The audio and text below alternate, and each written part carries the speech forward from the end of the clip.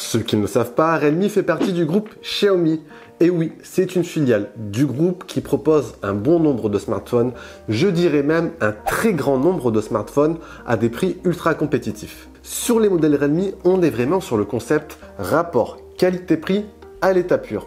Et c'est avec cette recette-là que la marque a fondé son succès et truste les premières places du marché depuis 2-3 ans chez nous maintenant. Aujourd'hui, il y a de plus en plus de personnes qui se tournent vers cette marque et vous en faites peut-être partie ou vous êtes un futur acquéreur de la marque. Et la question qu'on peut se poser si on souhaite acheter un modèle Redmi aujourd'hui est mais quel modèle choisir?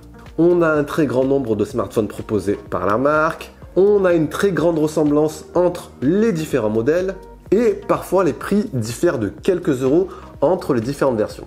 Donc si je fais cette vidéo, c'est un peu pour vous aiguiller afin de choisir quel modèle pourrait éventuellement vous convenir selon votre budget. Voilà, je vais me baser sur les modèles de cette année et ceux de 2019 qui sont toujours d'actualité aujourd'hui. Alors si vous êtes prêts, let's go!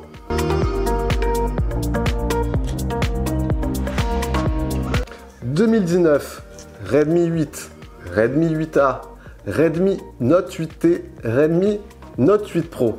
2020, Redmi Note 9, Redmi Note 9S et Redmi Note 9 Pro. Voilà, quel modèle choisir? Alors, cette vidéo, je l'ai articulée en 3 parties, c'est-à-dire selon 3 budgets en fait. 150 €, 200 € et 250 €. Vu que c'est à peu près les budgets que la plupart des personnes vont mettre sur de l'entrée, voire de l'entrée milieu de gamme sur des smartphones. Allez, on commence avec cette première partie pour un budget de 150 €. Enfin, quand je dis 150 €, c'est à peu près aux alentours de 150 €. Pour ce prix-là, un seul choix s'impose, le Redmi Note 8T. Bon, c'est un modèle qui est sorti certes l'an dernier, mais qui propose des caractéristiques toujours intéressantes même en 2020. Voilà, c'est un smartphone que je vous ai présenté sur la chaîne. Donc si vous n'avez pas vu le test, je vous invite, je vous mets juste le lien juste ici.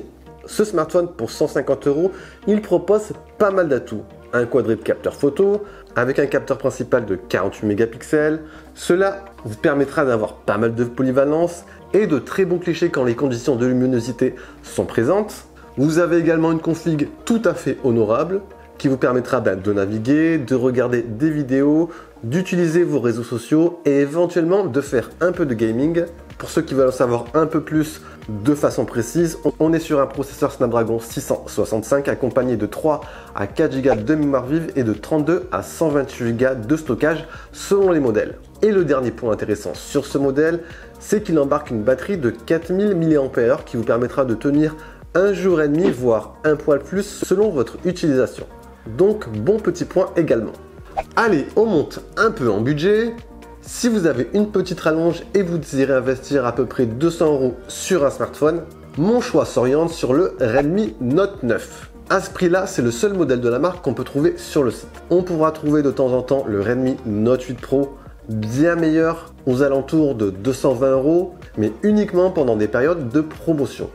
Donc si vous avez un budget maximum de 200 €, moi je vous conseille d'opter pour ce Redmi Note 9. Donc voilà, c'est un smartphone qui fait partie bien sûr de la génération 2020 des smartphones Redmi. C'est la version la moins chère, mais elle présente tout de même pas mal de points intéressants. Vous avez un design dans l'air du temps, quasi full screen, un bel écran de 6,53 pouces avec techno LCD, résolution Full HD+. Vous avez également la petite encoche devant qui fait office de capteur selfie. Le smartphone sinon il embarque un module à l'arrière de 4 capteurs photo avec le capteur principal de 48 mégapixels. Vous avez également un ultra grand angle, un capteur pour la macro, c'est-à-dire pour vos sujets rapprochés, et le dernier pour la profondeur de champ. Donc au final, pas mal de polyvalence. Un des points forts de ce smartphone, ça va être également son énorme batterie, puisqu'on est ici sur une batterie de 5020 mAh, de quoi assurer au minimum 2 jours d'utilisation en conditions modérées. Vous avez également en parallèle une recharge rapide 18 watts, donc bon petit point également. Après voilà, c'est un smartphone orienté vraiment multimédia, réseaux sociaux, vidéo. On a une config entrée de gamme, tournée vers ce genre d'utilisation et qui vous suffira amplement au quotidien. On continue les amis sur la troisième partie avec un budget de 250 € à peu près. Là voilà, c'est la partie la plus intéressante. Pourquoi la plus intéressante? Parce que vous aurez le plus de choix. À ce tarif-là, vous avez 3 modèles. Le Redmi Note 8 Pro, le Redmi Note 9S et le Redmi Note 9 Pro légèrement, enfin un poil plus cher à 279 €. Alors les 3 smartphones sont dotés d'excellentes caractéristiques pour leur prix. Mais si je devais en choisir un seul parmi ces 3, ce serait... Ah bon, je vous le dirai à la fin. Premier point, si on cherche le smartphone le plus puissant des 3, le plus performant en termes de puissance pure, il faudra se tourner vers le Redmi Note 8 Pro.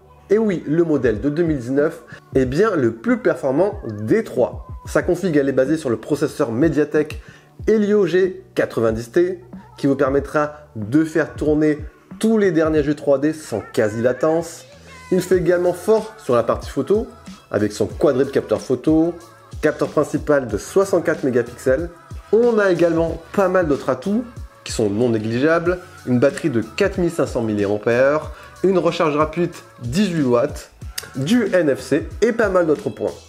Deuxième option les amis, si vous cherchez la crème de 2020 chez Redmi, optez pour le Redmi Note 9 Pro. Un poil plus cher, certes, on est sur 279 € en prix de base, mais bien armé pour tous les domaines. Voilà, on est ici sur le combo Snapdragon 720G, 6 Go de mémoire vive. Le smartphone possède également une très bonne partie photo, polyvalente, quadruple capteur photo avec capteur principal de 64 mégapixels. Et le dernier point fort, c'est son énorme batterie de 5020 mAh et sa recharge rapide en parallèle de 30 watts. Après au final, si moi personnellement je devais opter pour un des 3 modèles, ce serait le Redmi Note 9S. C'est pour moi le smartphone du compromis en termes d'équipement et de prix. Voilà, on est sur un design de 2020, petit poinçon à l'avant pour le capteur selfie, on a quasiment la même config que la version Pro. Les seuls changements par rapport au 9 Pro, c'est qu'on passe d'un capteur principal de 64 à 48 mégapixels, d'une recharge rapide 30 watts à 18 watts et l'absence de la fonction NFC.